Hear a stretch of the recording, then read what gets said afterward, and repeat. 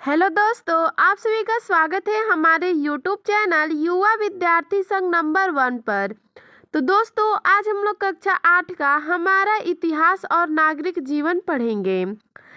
आज हम लोग पाठ 4 पढ़ेंगे। हमारे पाठ का नाम है भारत में कंपनी राज्य का प्रभाव। तो आज हम लोग इस पाठ का प्रश्न उत्तर देखेंगे। तो सबसे पहला प्रश्न है बहुविकल्पीय प्रश्न, जिसमें पहला प्रश्न है रेगुलेटिंग एक्ट बनाया गया। तो इसका सही है क नंबर 1773 ईस्वी में। अगला देखते हैं प्रश्न दूसरा, एशियाटिक सोसाइटी की स्थापना की।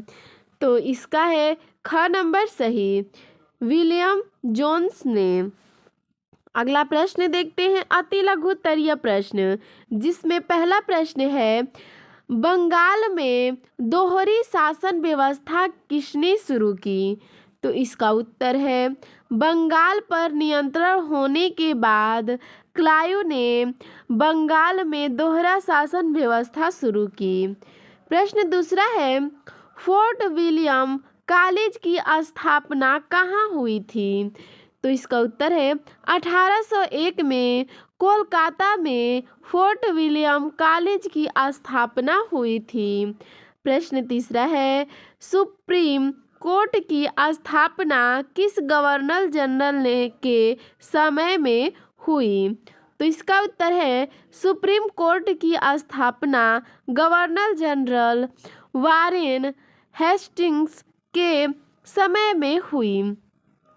अगला प्रश्न है लघु उत्तरीय प्रश्न, जिसमें पहला प्रश्न है ईस्ट इंडिया एक्ट के बारे में लिखिए। तो इसका उत्तर है ब्रिटिश संसद ने 1784 ईस्वी में एक नया कानून पारित किया जो ईस्ट इंडिया एक्ट कहलाया।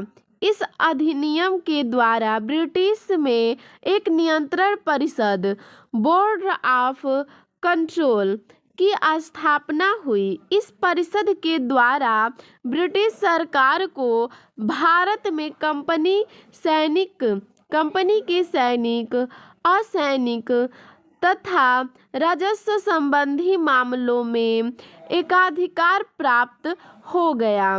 गवर्नर जनरल को भारत स्थित सभी ब्रिटिश फौजों का मुख्य सेनापति बनाया गया। प्रश्न है दूसरा, अस्थाई बंदोबस्त क्या था। तो इसका उत्तर है अधिक मालगुजारी वसूल करके देने वाले को नीलामी बोली के आधार पर उन्हें तथा उनके पुत्रों को आजीवन उस गांव का जमींदार घोषित कर दिया। यही जमींदारी प्रथा या अस्थाई बंदोबस्त कहलाता है। प्रश्न तीसरा, अंग्रेजों ने भारतीय उद्योगों को किस प्रकार नष्ट किया। तो इसका उत्तर है अंग्रेजों ने भारत से कच्चा माल, सूत और कपास ले जाकर अपने यहाँ मशीनों द्वारा वस्त्र निर्माण करके भारत में लाकर बेचना आरंभ कर दिया।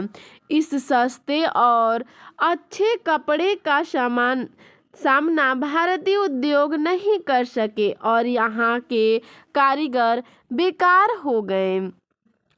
इस प्रकार अंग्रेजों ने भारतीय उद्योगों को नष्ट किया। प्रश्न है दीर्घ उत्तरीय प्रश्न, जिसमें पहला प्रश्न है अंग्रेजों द्वारा भारत में किए गए भूमि सुधारों के बारे में लिखिए। तो आइए इसका उत्तर देखते हैं। अंग्रेज सरकार अपनी आमदनी बढ़ाने के लिए मालगुजारी, भूमि कर वसूल करने के तरीकों पर भी विचार करने लगी। वारेन हेस्टिंग ने यह नियम बनाया कि गांव की मालगुजारी वसूल करने के लिए किसी को ठेका दे दिया जाए और यदि मालगुजारी वसूल करने वाले का काम ठीक न हो तो दूसरे व्यक्ति को यह काम सौंप दिया जाए। लॉर्ड कॉर्नवालिस ने इस प्रथा से निम्न सुधार किए। आइए देखते हैं उन सुधारों को। क नंबर है अस्थायी बंदोबस्त लागू। ठीक है, जिसमें क्या होता है कि उसने अधिक से अधिक मालगुजारी वसूल करके देने वाले को नीलामी बोली के आधार पर उन्हें तथा उनके पुत्रों को आजीवन अस्थायी रूप से उस गांव का जमींदार घोषित कर दिया। यही जमींदारी प्रथा या अस्थायी बंदोबस्त कहलाता है। अब यह लोग जमीन के मालिक हो गए, किंतु यह स्वामित्व तभी तक रहता जब तक वे मालगुजारी देते रहते थे। उन्हें जमीन जोतने बोने वाले काश्तकारों को हटाने और उनसे जमीन छीन लेने का भी अधिकार था। यह प्रथा बंगाल, उड़ीसा और अवध प्रांतों में प्रारंभ की गई। अगला है ख नंबर तैयतवाड़ी प्रथा। ठीक है, इसमें क्या होता है कि दक्षिण भारत के मद्रास प्रांत में मालगुजारी देने का उत्तरदायित्व रैयत काश्तकार को सौंपा गया। मालगुजारी की धनराशि लगभग 30 वर्ष के लिए निश्चित कर दी गई। रैयत अपनी उपज का लगभग आधा भाग सरकार को मालगुजारी के रूप में देता था। अगला है महालवाड़ी प्रथा।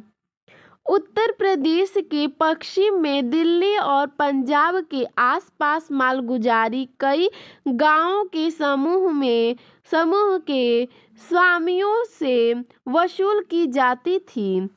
ये समूह महाल कहलाते थे, इसलिए इस प्रथा को महालवाड़ी प्रथा कहते हैं। सरकार महाल पर स्वामित्व रखने वाले से मालगुजारी वसूल करने का समझौता करती थी। तो दोस्तों, इसमें इतना ही प्रश्न उत्तर था। तो आपको हमारा यह वीडियो कैसा लगा हमें कमेंट में ज़रूर बताइएगा। धन्यवाद।